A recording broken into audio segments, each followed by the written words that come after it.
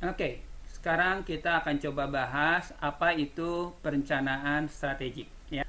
Yang pertama bahwa dengan proses perencanaan yang baik, kita dapat menghindari kekeliruan-kekeliruan seminimal mungkin dan dapat mengenali potensi yang tersembunyi.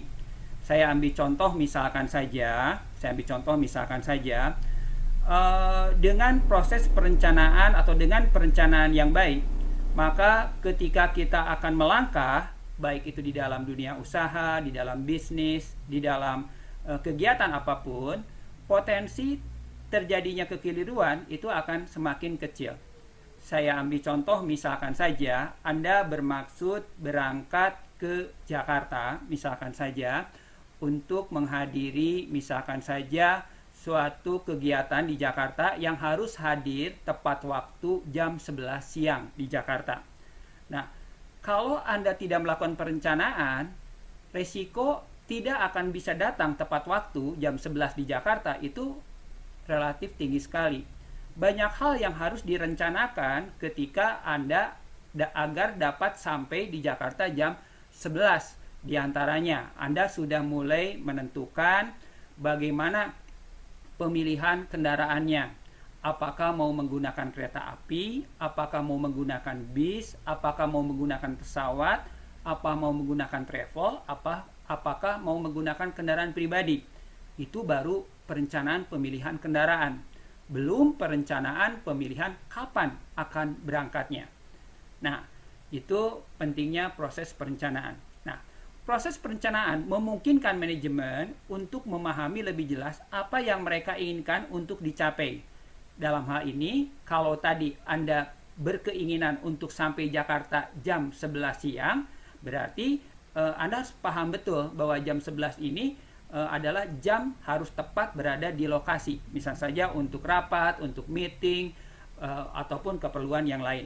Nah, di sini Anda dijelaskan bahwa Anda akan dapat memahami lebih jelas apa yang diinginkan untuk bisa dicapai dan bagaimana serta kapan mereka dapat melakukannya. Jadi Anda sudah harus tahu bagaimana untuk bisa mencapai tersebut, ya, target tersebut, yaitu target sampai di Jakarta jam 11, yaitu tadi pilihannya bagaimana menggunakan kendaraannya. Kemudian kapan, ya.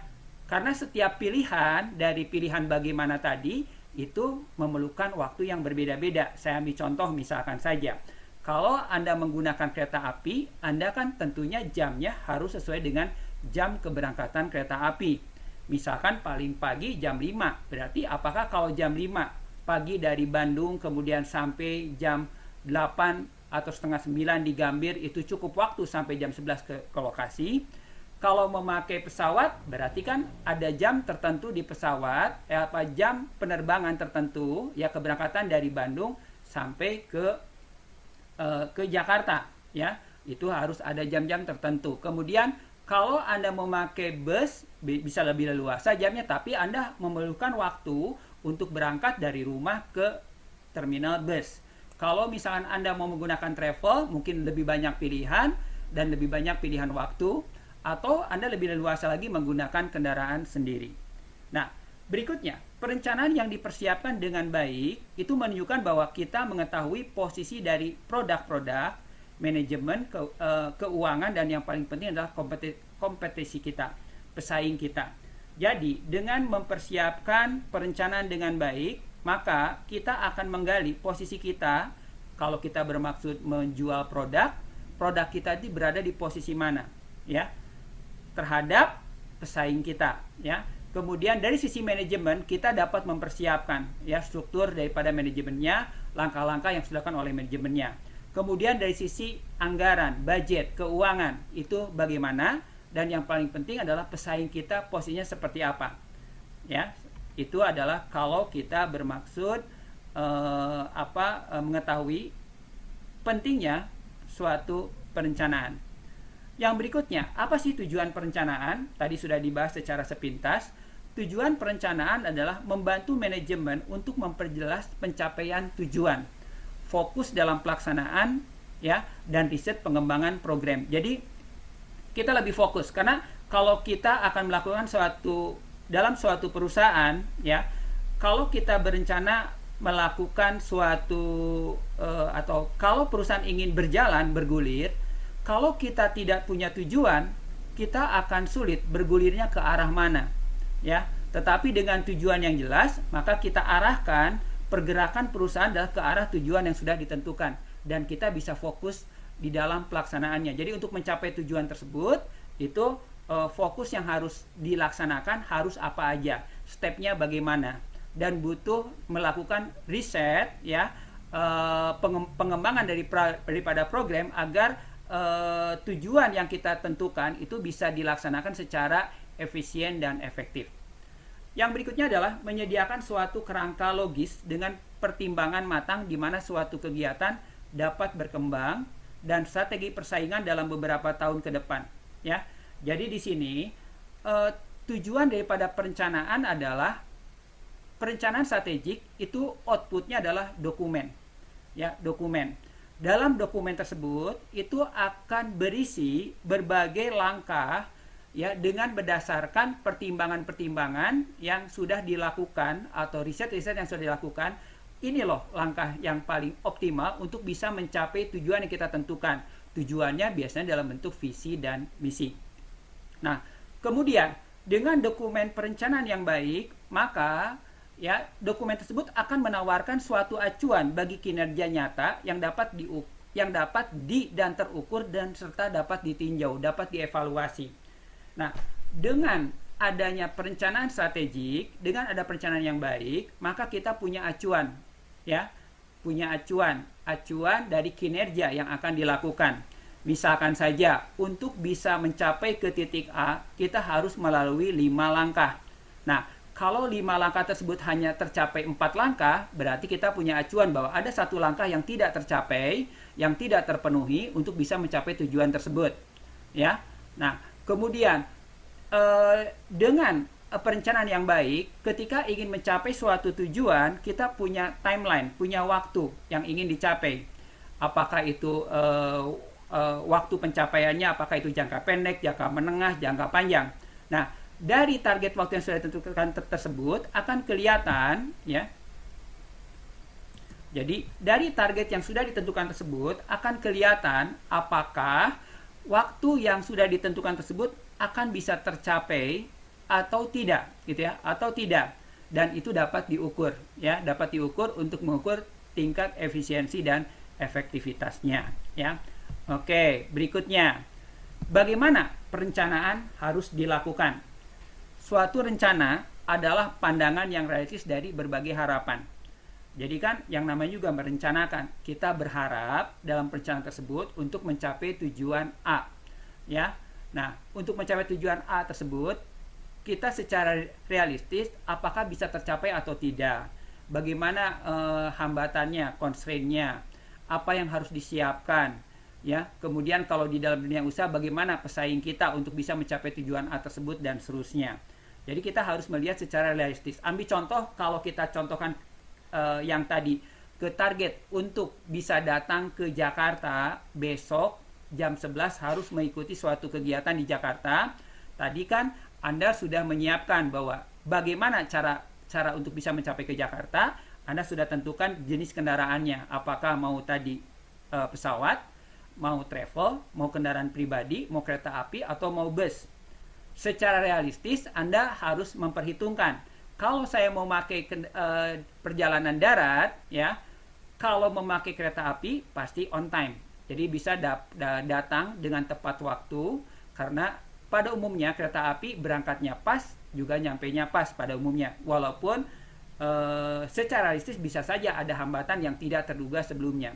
Tetapi kalau kita ingin lebih cepat, ya, atau bahkan mungkin justru jadi lebih terlambat, yaitu menggunakan kendaraan pribadi, atau menggunakan bus, atau menggunakan travel. Alternatif itu memakai kendaraan pribadi, memakai bus atau travel. Kalau memakai bus itu berarti Anda harus dari rumah ke terminal bus terlebih dahulu. Kalau memakai travel lebih leluasa karena pilihan tempat berangkatnya bisa lebih banyak, atau lebih leluasa lagi memakai kendaraan pribadi. Tetapi secara realistis Anda juga harus melakukan penggalian informasi. Bagaimana jalur dari Bandung ke Jakarta pada besok pagi.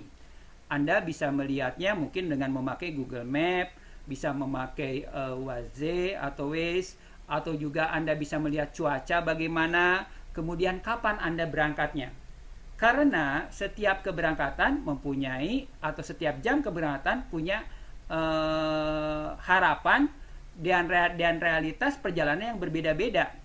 Kalau Anda mau ke Jakarta dari Bandung jam 5 pagi, itu dapat diperkirakan sampai masuk Cawang, itu kan sekitar jam 7 atau setengah 8. Itu betul-betul jam yang sedang padat di Jakartanya. Sehingga secara realitas gitu ya, Anda harus menambah spend waktu ketika masuk di Jakartanya, mungkin sejam atau 2 jam. Tapi kalau Anda tidak mau terhambat dengan kemacetan di Jakarta, Anda bisa lebih subuh, jam 2 misalkan. Sehingga bisa sampai Jakarta jam 6 sudah nyampe dalam keadaan tidak macet. Nah, tetapi kan Anda berarti secara realistis harus menunggu di Jakarta untuk sampai jam 11 acara kegiatannya. Alternatif lain yaitu Anda justru berangkat dari Jakarta jam 6 gitu ya, sehingga sampai masuk Jakarta jam 8 yang mungkin tingkat kemacetan sudah berkurang, tapi dengan resiko yang lebih tinggi. Kalau ada sesuatu di jalan, itu bisa berakibat target pencapaian jam 11 di Jakarta tidak akan tercapai. Nah, itu adalah hal-hal yang terkait dengan perencanaan. Nah, rencana itu adalah suatu dokumen dan kunci yang paling penting dalam dan untuk pertumbuhan suatu usaha atau suatu bisnis atau suatu perusahaan. Jadi, suatu perusahaan yang mempunyai perencanaan strategik relatif lebih terarah, lebih terjamin untuk mencapai tujuannya dibandingkan suatu perusahaan yang sama sekali tidak punya perencanaan strategik. Suatu rencana yang menyeluruh tidak akan menjamin sukses, akan tetapi ketidakhadiran suatu rencana hampir dipastikan ke arah kegagalan. Ya. Oke, berikutnya. Ya. Makna dan arti penting perencanaan strategik. Ini definisi perencanaan strategik. Jadi, perencanaan strategik merupakan proses secara sistematis yang berkelanjutan dari pembuatan keputusan yang beresiko. Jadi, isi dokumen perencanaan strategik itu adalah suatu proses. Input, proses, output. Itu adalah prosesnya seperti apa untuk bisa mencapai output yang ditargetkan. Yang sistematis. Dan berkelanjutan, artinya dinamis, bergulir, dari pembuatan keputusan yang beresiko. Tentunya ada constraint, ada risikonya. Dengan memanfaatkan sebanyak-banyaknya pengetahuan antisipatif, semakin risetnya semakin kaya, antisipasinya semakin baik, gitu ya. Mengorganisasikan secara sistematis usaha-usaha untuk melaksanakan keputusan tersebut dan mengukur hasilnya. Jadi dapat diukur indikatornya melalui umpan balik yang terorganisir sehingga ada evaluasi, ya, dan sistematis. Itu makna dan arti penting perencanaan strategik. Model perencanaan strategik secara umum, bukan perencanaan strategik sistem informasi dan teknologi informasi, itu ada dua, ya, kemungkinan. Anda bisa berangkat dari visi, bisa juga berangkat dari misi. Sama aja, tergantung pemaknaannya, ya. Bisa berangkat dari visi dulu, kemudian berikutnya berangkat dari misinya, ya. Jadi visi yang ingin dicapai oleh suatu perusahaan itu apa saja, ya, atau visinya apa, bukan apa saja, apa. Jadi visinya apa yang nanti dituangkan dalam bentuk program-program, ya, yang dituangkan dalam bentuk poin besar misi, ya. Setelah itu diturunkan menjadi value, nilai turunan daripada misi yang akan dilaksanakan agar bisa mencapai visi yang sudah Anda tentukan.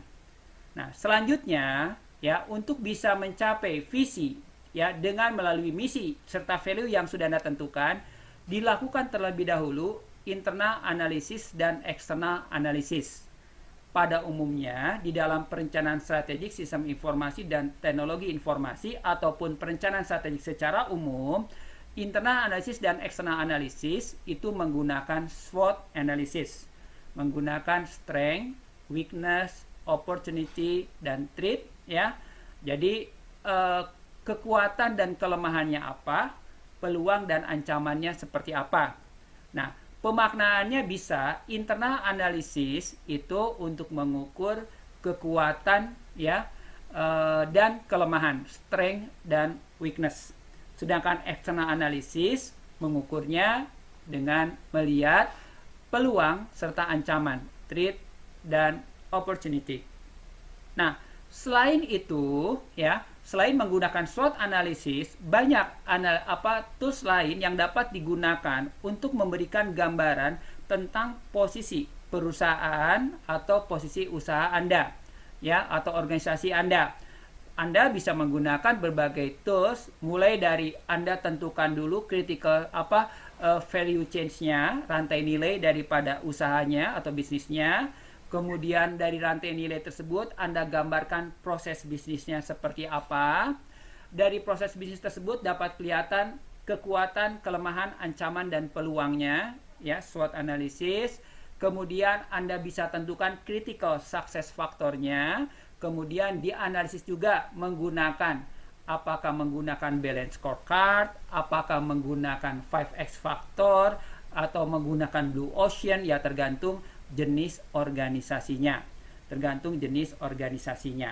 Nah, berikutnya setelah Anda tahu posisi Anda itu berada di posisi mana secara internal maupun secara eksternal, Anda berikan asumsi. Ya, asumsi. Misalkan saja kalau tadi Anda berencana ke Jakarta jam 11, dengan asumsinya kan misalkan saja tidak hujan, asumsinya tidak macet, asumsinya tidak terjadi kecelakaan di jalan tol gitu kan, dan lain-lain. Itu adalah asumsi. Di dalam bisnis, asumsi tentunya akan berbeda-beda tergantung daripada organisasinya. Untuk organisasi government tentunya asumsinya lebih banyak dari kebijakan-kebijakan yang ditentukan oleh pemerintah. Kalau untuk usaha, asumsinya bisa lebih fleksibel, tetapi akan berbeda-beda setiap jenis usaha. Dari sana kita dapat melakukan strategic analysis. Dengan strategic analysis kita dapat menentukan choice, pilihan apa saja yang akan dilaksanakan, ya, apa saja yang akan dilaksanakan sesuai dengan critical success factor-nya, sesuai dengan CSF-nya. Jadi faktor-faktor kritis yang harus dipenuhi kalau suatu organisasi mau berjalan. Nah, untuk menentukan CSF ini atau critical success factor ini itu membutuhkan dasar analisis dari biasanya dari rantai nilai, value change gitu ya. Kemudian diturunkan menjadi proses bisnis. Ya, proses bisnis bisa digambarkan dalam bentuk BPMN ataupun flowchart sehingga kita tahu masing-masing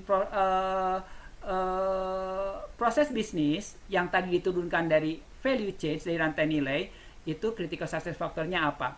Kan kalau mungkin Anda sudah tahu bahwa value change dari Porter itu kan menggambarkan area mana yang primary activity, mana yang supporting activity. Primary activity dari Porter itu yang menggambarkan untuk industri, mulai dari logistik, kemudian produksi, kemudian barang jadi, kemudian penjualan sampai purna jual. Ya, supportingnya ada SDM, sumber daya manusia, ada teknologi, ada procurement, kemudian juga ada hal-hal lain yang mensupport primary activity daripada usahanya, yang ujungnya adalah margin atau laba. Ya, nah. Kemudian tentunya planning, yaitu critical success factor dan strategic analysis serta choice pilihan untuk menjalankan strategi tersebut, tujuannya adalah untuk mencapai goal yang Anda tentukan. Nah, goal ini akan menjadi corporate objective strategic ya. Untuk corporate objective strategic dalam bentuk dokumen yang selanjutnya perlu dievaluasi ya, perlu dimonitor dan dievaluasi sebagai feedback. Nah, kalau saya gambarkan lebih lanjut, maka ini dapat digambarkan sebagai berikut, ya, Sama saja sebenarnya, ya, penjelasannya. Mulai dari prolog dulu. Prolog ini adalah kita menganalisis dulu siapa aja yang pihak-pihak yang berkepentingan terhadap perencanaan strategik. mulai dari owner ya, kemudian juga pemegang saham, kemudian direksi, kemudian juga pelaksana yang mulai dari supervisor sampai dengan semua para pekerja, kemudian stakeholder lain di luar daripada perusahaan, mulai dari supplier, kemudian customer, kemudian juga kebijakan pemerintah dan lain-lain. Dari sini Anda rumuskan visi ya, misi dan tujuannya. Nah, kemudian dari visi, misi dan tujuan tersebut diturunkan menjadi perumusan bidang hasil pokok ya, istilah umum yang disampaikan oleh Prof. Abin. Ini bagian daripada prolog. Nah, untuk pra perencanaan, untuk dapat merencanakan dengan baik, kita harus tahu posisi kita dengan analisis posisi, yaitu dengan menggunakan SWOT analysis, mengukur faktor internalnya melalui strength and weakness, kekuatan dan kelemahan, faktor eksternalnya melalui peluang dan ancaman, threat dan opportunity. Nah, selanjutnya kita rumuskan sasarannya apa. Untuk merumuskan sasaran target yang ingin dicapai, critical success factornya, itu harus berdasarkan asumsi dan juga kebijakan yang berlaku. Sehingga turun menjadi strategi, dari strategi turun lagi menjadi program berupa rincian dan rencana implementasinya. Ketika implementasi berjalan, butuh pengendalian dan evaluasi. Nah, ini adalah bagian dari atau turunan daripada perencanaan strategik yang tadi sudah dilakukan. Nah, kalau kita lihat sendiri, ya apa sih visi? Visi itu adalah pernyataan tentang gambaran keadaan sesuatu hal dalam sesuatu waktu, ya, dalam suatu waktu mendatang yang ingin dapat menjadi kenyataan. Definisinya banyak, bermacam-macam. Ini hanya salah satu definisi tentang pernyataan visi. Jadi gambaran tentang sesuatu hal ya pada waktu yang akan datang, yang sebenarnya realistis ingin bisa dicapai. Biasanya isinya bisa aspirasi atau harapan, karena tergantung organisasinya. Bisa citra ya atau nilai, bisa semangat atau motivasi ya untuk non profit, kemudian bisa niat atau tekad, bisa wawasan, bisa keyakinan atau target yang ingin dicapai. Itu visi. Sedangkan misi ini pernyataan tentang tugas, mandat, fungsi apa yang akan dikerjakan, apa yang akan dilakukan untuk mewujudkan visi. Ya. Nah, biasanya berisi usaha pokok, core business, kegiatan pendukung dan penunjang. Jadi kalau misalnya aja contohnya di perguruan tinggi, visinya misalnya saja ingin menjadi perguruan tinggi ternama di Asia, ya misalnya saja berbasis teknologi. Misalkan jadi visinya ingin menjadi teknologi perguruan tinggi ternama di level Asia berbasis teknologi terbaru misalkan saja. Misinya pada umumnya adalah tridharma perguruan, ya tridharma perguruan tinggi yaitu pendidikan, kemudian pengabdian masyarakat dan penelitian yang dijabarkan base teknologi. Itu kira-kira yang dikatakan misinya untuk mensupport visi yang tadi sudah ditentukan.